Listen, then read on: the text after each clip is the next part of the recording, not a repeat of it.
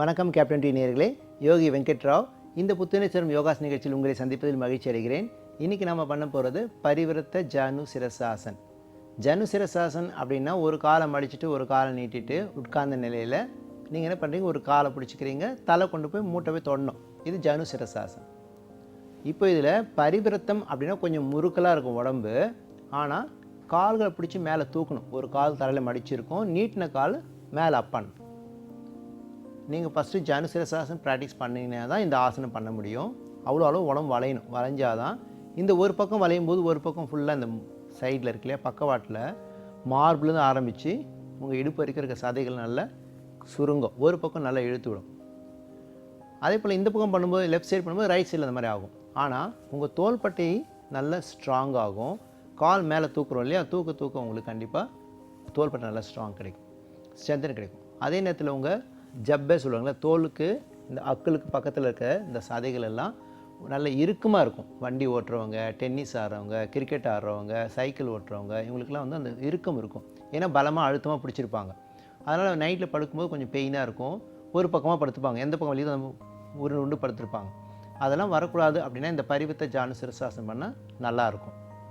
அதே நேரத்தில் யார் பண்ணக்கூடாது அப்படின்னா பேக் பெயின், முதுகெலும்பு உடைஞ்சது, பிளேட் வச்சவங்க, அந்த மாதிரி இருக்கவங்களாம் பண்ண வேண்டாம். ப்ரெக்னென்சியும் பண்ண வேண்டாம். ரொம்ப ஏஜ் ஆனவங்களும் கொஞ்சம் சிரமமாக இருக்கும். பக்கத்தில் தலைகாணி அல்லது பெட்ஷீட் ஏதாவது மடித்து வச்சுட்டு அல்லது ஊஞ்சல் மாதிரி தொங்க விட்டு அதில் காலை வச்சுட்டு மடித்து போய் பிடிக்கலாம். எப்படி செய்வோம் பார்ப்போங்களா? நீங்கள் பரிவிரத்த ஜானு சிரசாசன் பண்ணுறதுக்கு முதல்ல இது அமர்ந்து செய்யும் ஆசனம் இல்லையா, அதனால் நார்மலாக உட்காந்துக்கோங்க.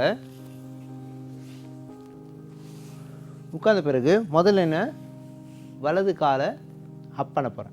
அதனால் என்ன பண்ணுங்கள், முதல் இடது கால் நல்லா ஆசன வயிறுக்கு நல்லா வச்சுட்டு இந்த கால் நல்லா நீட்டி வைக்கணும்.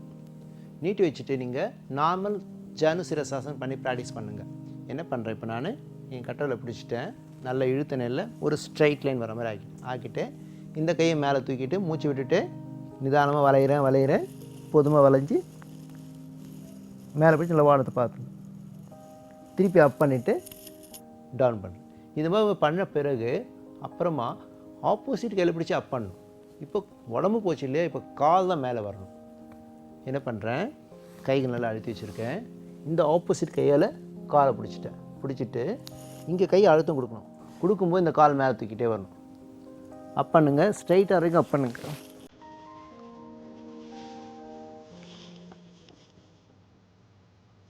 திருப்பி விடும்போது அதே மாதிரி மடிச்சுட்டு ஸ்ட்ரைட் பண்ணுறேன். இதே போல் இப்போ இடது பக்கம் பண்ண போகிறேன். இந்த பக்கம் தான் இழுப்போ மடிஞ்சது, இந்த பக்கம் நல்லா இழுத்து விட்டது. அதே போல் இங்கே இருக்கிற சதைகள்லாம் நல்லா இறுக்கம் குறைஞ்சது, தோள்பட்டை நல்லா நீச்சு பெற்று அந்த கால் தூக்குற வரைக்கும் பலம் பிடிச்சது இல்லையா. இப்போ இதே மாதிரி இந்த பக்கம் பண்ணணும். இப்போது அதுக்கு நான் ஆப்போசிட், இப்போ வலது கால் நல்லா மடித்து வச்சுக்கிட்டேன், உள்ள வரைக்கும் நல்லா மடித்து வச்சுக்கணும், அழுத்தம் கொடுக்கணும். இப்போ இந்த கால் நீட்டி வச்சுருக்கேன் கிராஸில். இப்போ முதல்ல ஒரு ஜானு சிரசாசனம் பண்ணி பார்த்துக்கிறேன்.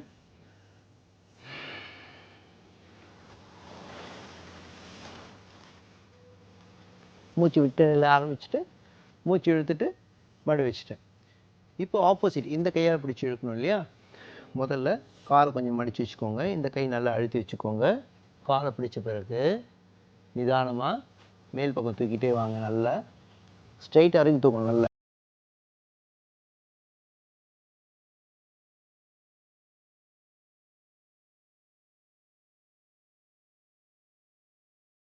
ஐந்து கவுண்ட் வச்சுக்கோங்க. மூச்சு விட்ட பிறகு மறுபடியும் கால் நேராக வச்சுக்கோங்க, ரிலாக்ஸ் பண்ணுங்கள். ரிலாக்ஸ் பண்ணும்போது ரெண்டு கால் நல்லா நீட்டி வச்சுக்கோங்க, பின்பக்கமாக கையை வச்சுட்டு தண்டாசன் ரிலாக்ஸ் பண்ணுங்கள். அப்போ தான் கொஞ்சம் கழுத்து அந்த இறுக்கம்லாம் போகும். மூச்சு ஆசாசனம் கொஞ்சம் பண்ணிக்கோங்க. இந்த மாதிரி அபியாசம் பண்ணி பழகிட்டிங்கனாலே உங்களுக்கு கண்டிப்பாக நல்லா வரும். முதல்ல ஜனு சிரசாசனம் பழகுங்க, அப்போ வரும். இல்லை எனக்கு ஜனு சிரசாசனே வரல அப்படின்னா நீங்கள் நல்லா கிரைண்டிங் பண்ணலாம். சக்கி சாரன்னு சொல்லுவாங்க. காலை மடித்து வச்சுட்டு மாவாட்டமாக நல்லா ப்ராக்டிஸ் பண்ணிங்கனாலே இடுப்பு நல்லா லூசன் ஆகும். ரிவர்ஸில் வயிறுக்குள்ள சுற்றி இருக்கிற அந்த தசைகள்லாம் குறையும், இங்கெல்லாம் நல்லா லூசன் ஆகும். காலை மாற்றி வச்சுட்டு இந்த காலை மடித்து வச்சுட்டு அந்த மாதிரி ஒரு 3 முறை பண்ணிங்கன்னா நல்ல இறுக்கம் போயிடும். இடுப்பில் இருக்கிற இறுக்கம், அதில் இருக்கிற வலி, பெயின், வெயிட் லாஸ் பண்ணுறதுக்கெல்லாம் நல்ல ஒரு ஆசனம். ரிவர்ஸில் மூச்சு விட்டு இழுத்து பண்ணினே இருக்கலாம். இல்லை இந்த மாதிரி பண்ணிங்கன்னா இந்த சதைகள்லாம் நல்லா இருக்கலாம் குறைஞ்சி நல்லா லூசன் ஆகும். டெலிவரி ஆஃப்டர் டெலிவரி நிறைய பேருக்கு சுருக்கம் கோடெலாம் இருக்கும் லேடிஸ்க்கெல்லாம். அதெல்லாம் போகணுன்னா இந்த மாதிரி பண்ணால் தான் சரியாகும். இன்னொரு பேக் சைடில் பண்ணுறேன் பாருங்கள். முதல்ல ஜானு சிரசாசனம் பண்ணி பார்த்துக்கிறேன்.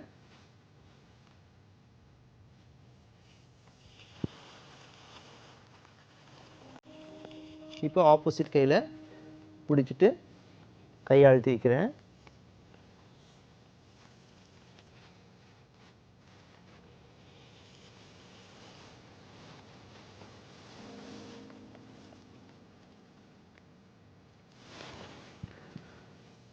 இதே போல் இப்போ இடது கால் பக்கம் பண்ண போகிறேன். இடது காலை மடித்து வச்சுட்டேன். இப்போது வலது பக்கமாக வலது காலை வலது கையை பிடிச்சிட்டு ஒரு முறை ஜானு சிரசாசனம் பண்ணிவிட்டு அப்புறமா பரிவிருத்த பண்ணணும். இப்போ ஆப்போசிட் பிடிக்கலாம். இடது காலால் வலது காலை பிடிச்சி நல்லா அப் பண்ணுறேன். இப்போது கை நல்லா அழுத்து மட்டும் தான் கால் ஸ்ட்ரெயிட்னு வரும். ஒரு 5 எண்ணிக்கை முடிச்ச பிறகு மறுபடியும் கால் நீட்டி உட்காந்துக்கோங்க, ரிலாக்ஸ் பண்ணிக்கோங்க. இனி நல்ல ஒரு பரிவர்த்த ஜானு சிரசாசன் பார்த்தோம். அதே போல் ஹெல்த்தி டிப்ஸ். டான்சில் நிறைய பேருக்கு தொண்டையில் சதை கட்டி இருக்குவாங்க, வளர்ந்துருக்குவாங்க, விழுங்க முடியலன்னு சொல்லுவாங்க இல்லையா. அவங்க என்ன தான் ட்ரீட்மெண்ட் எடுத்தாலும் கொஞ்சம் மறுபடியும் வளர்கிறதுக்கு நிறைய சான்ஸ் இருக்குது. ஏசியில், ஐஸ் வாட்டரில், இல்லை அமோனியம் இருக்கிற இடத்துல இருந்தீங்கன்னா கண்டிப்பாக டான்சில் வரதுக்கு நிறைய சான்ஸ் இருக்குது.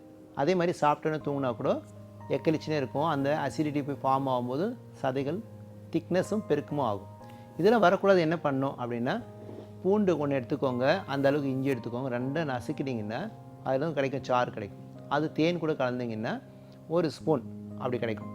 சாப்பாட்டுக்கு முன்னாடி சாப்பிடணும், காலை மாலையும் சாப்பிட்லாம். அல்லது உணவுக்கு முன் ஒரு ஸ்பூன் சாப்பிட்டுட்டு அப்போ நீங்கள் கொஞ்சம் டைம் கொடுத்துட்டு சாப்பிட்டீங்கன்னா டான்சில் இருக்காது.